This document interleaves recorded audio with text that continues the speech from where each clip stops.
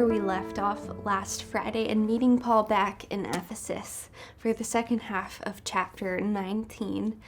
And in this section, Paul and the Christians have stirred up some trouble.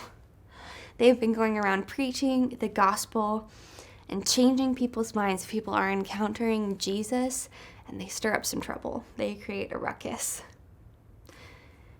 All last week, you probably noticed that as Paul is starting to visit all of these new cities, there seems to be this collision between the message of the gospel, the Christian culture, and Greco-Roman society. That this message, there's something that feels subversive and legitimately threatening to the Romans. What's people's problem with Paul? What's their problem now?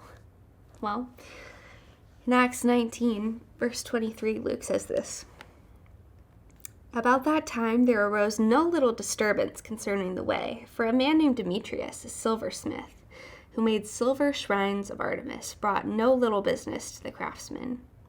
These he gathered together with the workmen in similar trades and said, 'Men, you know that from this business we have our wealth.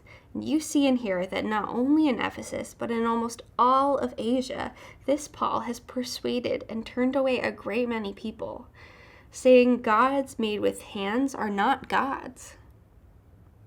And there is danger, not only that this trade of ours may come into disrepute, but also that the temple of the great goddess Artemis may be counted as nothing, and that she may even be deposed from her magnificence, she whom all Asia and the world worship.' When they heard this, they were enraged and were crying out, 'Great is Artemis of the Ephesians.'" Artemis was great to the Ephesians. She was the greatest deity in their city. On Friday, I told you about the Temple of Artemis, how it was this huge draw for tourists, for pilgrims to come and visit. And it really, Ephesus was about Artemis. This temple was one of the 7 wonders of the ancient world. And the business of worshiping Artemis became the city's business. They had this legend that a meteoroid years ago had hit the earth near Ephesus in the shape of Artemis, and they considered it a gift from the gods. And so she became their city's deity. And so it's not just that Paul is disrupting their spiritual beliefs, but he's actually disrupting their entire way of life. Everything about Ephesus is about Artemis.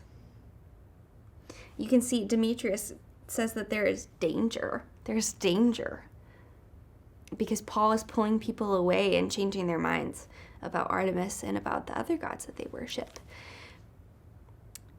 I've been reading from this scholar, Larry Hurtado, this week, and he kind of opened my eyes to this fresh perspective about why they would feel threatened, not just economically, but spiritually and culturally.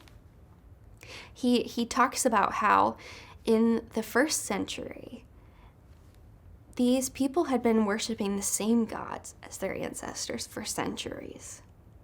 And there was this prevailing conception that the worship of the gods, that you were not guaranteed that they liked you, that they were interested in you, or that you had their favor. And so there was this very real sense in which worship of the gods meant safety for your city and your family and your kids. And I think that helps me have empathy for the Ephesians when I think about it that way, that here comes Paul and the Christians proclaiming this message that no god made of human hands is a real god, and that Artemis is, for lack of a better word, a phony.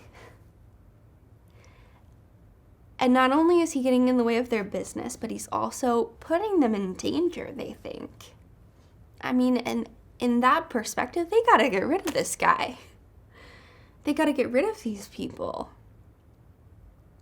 I can see why they'd be threatened. I can see why that would be destabilizing. But here again, we see at the end of this riot that the town clerk steps up and quiets the crowd. And just like we saw in Philippi, when Paul and Silas receive a public apology, and in Corinth, when Gallio provides this verdict that they're innocent, here again, the town clerk stands up and says, actually, these guys are innocent, and we are at fault because we should not have rioted, and we need to stop. And if Demetrius and co., if you have a problem with Paul, you can take it up with him through official channels. So we're seeing this paradox that these Christians are creating a ruckus, and they are spreading this destabilizing message that feels like a very real threat to some people. I mean, we see conversions and faith rising up, but there are a lot of people, obviously, who feel threatened by them.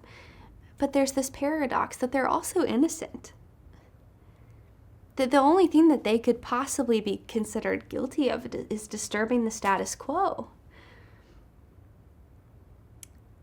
But they're not wrong to feel threatened. They didn't hear Paul wrong when he said that there is no God but Yahweh, the God of Israel. They didn't hear Paul wrong when he called Jesus the King, which has major implications for Caesar. They didn't hear Paul wrong when he said that no gods made with human hands are real gods.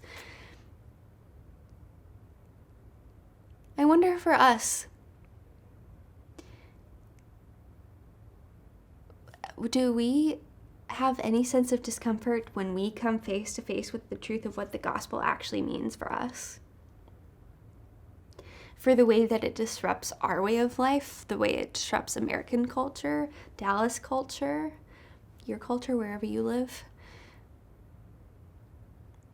You didn't hear Paul wrong when he said that no God made of human hands, or I would add, human ideas or human desires, is a real God.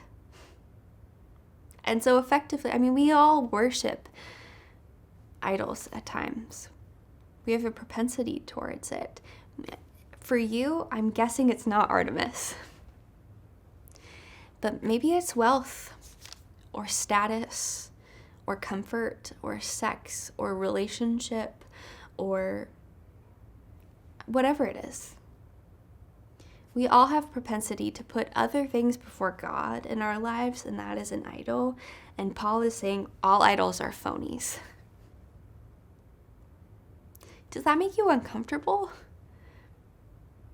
I think it makes me uncomfortable when I think about the things that I want to put on the pedestal instead of God. And so I wonder if this is a good opportunity for us to reflect today, to have empathy for the Ephesians, and realize for ourselves that we are not always perfect at keeping God on the pedestal. That there are very real ways in that the way of Jesus and the message of the gospel gets in the way of what I am used to in the way of my human nature, in the way of American culture. And are you willing to knock those idols down and to let Jesus have all of it anyway? Because he wants your allegiance. He doesn't just want your Sunday mornings and your little corner that you reserve for faith. He wants all of you. And so I just want to invite all of us, myself included, to reflect today that I don't worship Artemis. But is there something that I am putting up on the pedestal that Paul is saying to me, no God made of human hands or human ideas or human desires is a real God? And to surrender that and give myself to the best of my ability to the only one who's worthy. Take care, friends.